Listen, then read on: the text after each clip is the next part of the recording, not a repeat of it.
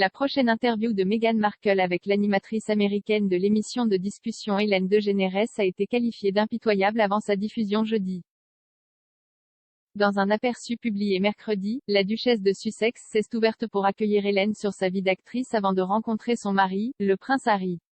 Elle a décrit la vieille voiture cabossée qu'elle utilisait pour se rendre aux auditions au studio Warner Bros. Pour les auditions, au même endroit où le Ellen Show est filmé. Elle s'est souvenue, je me garais à la porte 3 et je filais et les gardes de sécurité ici disaient toujours cassez-vous une jambe, j'espère que vous l'aurez compris. Donc, conduire aujourd'hui était très différent.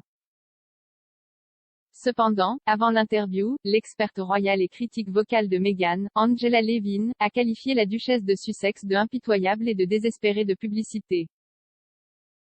Madame Levin, disséquant le clip de prévisualisation mis à disposition mercredi de l'interview complète, a déclaré au Sun, Meghan agissait en disant que tout était merveilleux et si drôle et n'est-elle pas douce et un peu timide.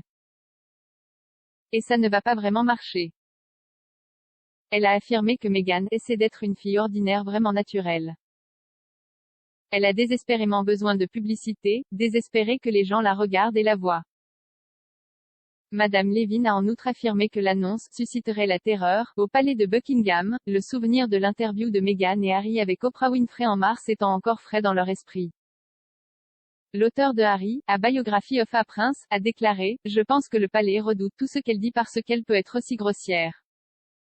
L'interview avec Oprah était un mauvais timing. Le grand-père du prince Harry était malade.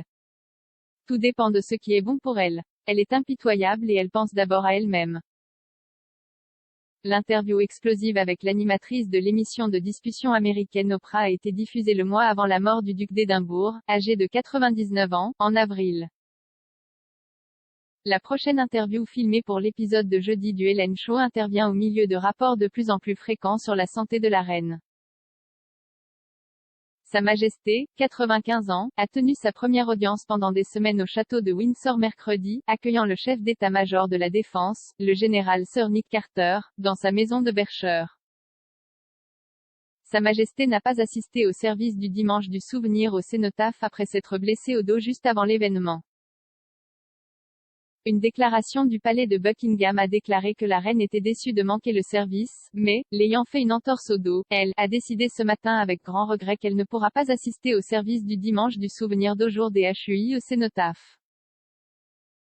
Avant cette annulation à la 11e heure, le monarque au règne le plus long de l'histoire a raté une série d'engagements royaux, notamment des voyages prévus à Glasgow pour la COP26 et en Irlande du Nord pour marquer le centenaire de sa création. La reine a également passé une nuit à l'hôpital dans le centre de Londres le 20 octobre, mais est rapidement rentrée chez elle au château de Windsor après des tests préliminaires. C'était sa première nuit à l'hôpital en 8 ans.